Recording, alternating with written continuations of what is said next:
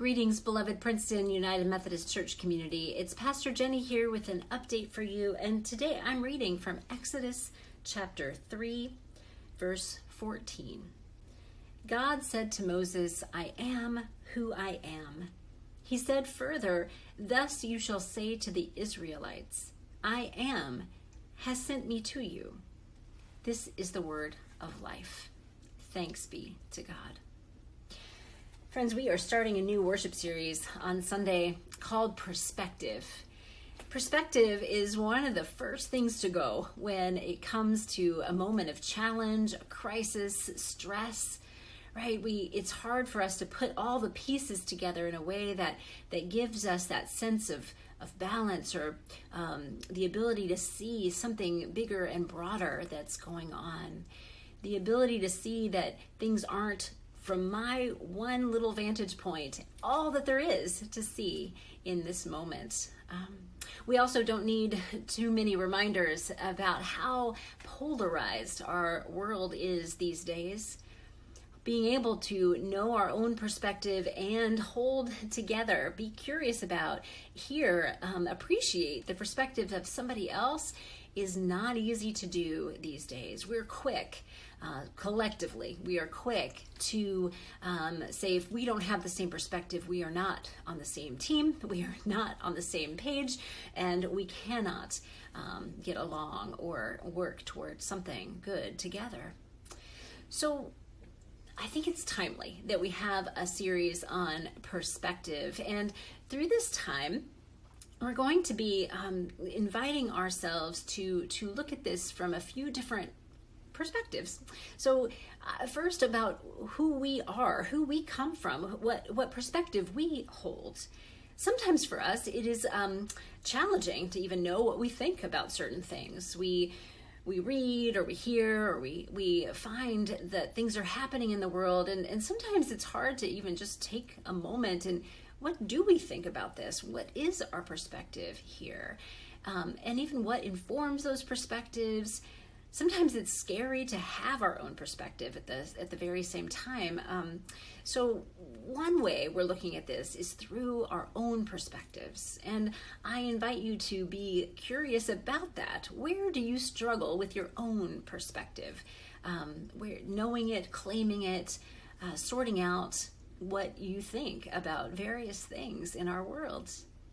Another thing we're going to be inviting ourselves to do is to be curious about other people's perspectives and this really, really challenging work of compassionately seeing, hearing, appreciating, respecting the perspective of other people who might have very different perspectives than ourselves. So again, a curiosity or a thing for you to think about is what makes this challenging for you? Where do you get stuck in this invitation to be curious about, to respect other people's perspectives? Where does that get hard for you? What makes it easier for you? How have you found your way through some of those challenges? And then we'll also be looking at how we hold collective perspective together.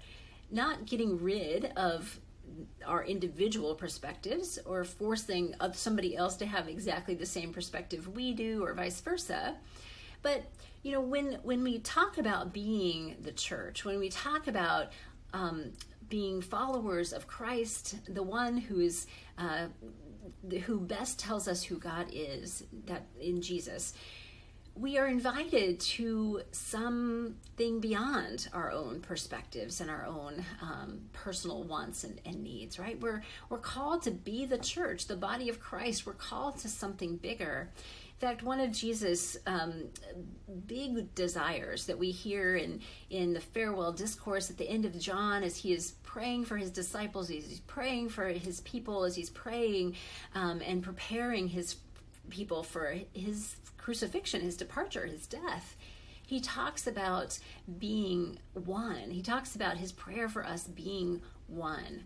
And in our Eucharistic prayer, we talk about being one with Christ, one with each other, one in ministry to all the world. There's a unity and a diversity that we hold together. And so part of what we'll be exploring too will be what is our what are the common things? What is the common perspective that we come to first as people who belong to God, and then as people who are followers of Christ, and then as people who are United Methodist in our claiming of our particular part of the Christian big umbrella? And what does it look like also for us to claim a common perspective as the people of Princeton United Methodist Church, or the people of this emerging multi-site ministry that is happening as well? And so these are challenging and really exciting things. So again, where do you struggle or need, find your own need to find your own perspective? Where do you struggle or find yourself challenged in respecting and holding compassionately the perspective of others?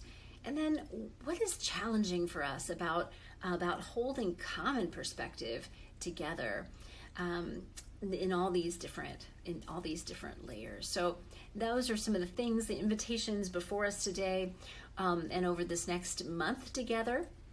We are also inviting you to read, if you would like, the book by Walter Brueggemann, Journey to the Common Good. And in there it talks about being neighborly and covenanting together and moving collectively toward this common good, which is part of how we're talking about this collective unified perspective that we can gain through all of that. So that's an invitation for you. Know that this Sunday, September 11th, is our fall kickoff. We've all been sort of scattered through this summer in very good, important ways. Many of us got to travel or make up for those vacations that have been missed for the past couple of years. Maybe we got to see friends and family that we haven't gotten to see or spend as much time with. This summer has felt like an important time to kind of find our space in the world again in ways that have been challenging over the past couple of years. And so we have had different rhythms. Again, we are still in this place. It will, I think, always be in this place now of being a hybrid church. We really do have people who are in person, people who are online, those for worship and for all of our activities, and some people will always be online for all sorts of really good reasons.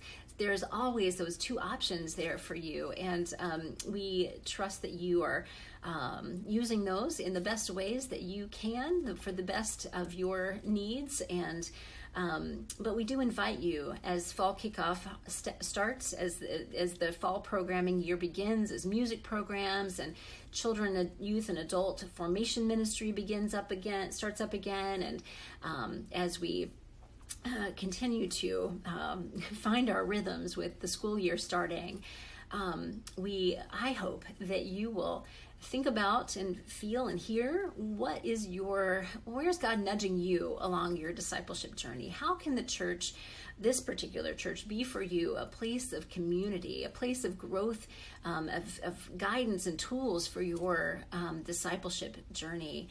And as you think about this, I also invite you to think about how your prayers, your presence, your gifts, your service, and your witness are part of what feeds others on that journey. So how can you be fed through the rhythms and the community, the tools, the guidance of the church, and how can you feed others in these ways as well? Friends, there are still invitations out there for you to help with our strategic visioning process, with our leadership nomination process. Look for those and participate in those as you feel led. And we would love to hear your input, and we hope to see you back online, in person, both over these next weeks as we relaunch our fall programming time together. We do have 3 interns starting with us in this week: Michaela Hamilton, Elise Horn, Samaila Ayuba. All 3 have been members of our church for the past year, so they've been around. Some of you have gotten to know them already. They're all 3 second-year students at Princeton Theological Seminary. We are still working on exactly what they'll be doing, but they will be around in worship. Note that one of the 3 will always be at Kingston UMC on Sunday mornings, and for the first month, Mickey will be that person. The other 2 will be around at Princeton. They're going to be kind of on a monthly rotation, so one will spend a month at a time at Kingston for now. So look for them, get to know them, welcome them, and know that you are teachers. You are their teachers, and they are also part of your pastoral staff all at the same time. This is a teaching, learning church, and that is such a gift that we are able to offer our students. Friends, it is always a joy to be in ministry with you, to be on this discipleship journey with you. And as we part this week, I pray that you will continue to know, believe, trust, live that you are enough because God is enough. Remember that you are created for joy. Peace and blessings. Bye.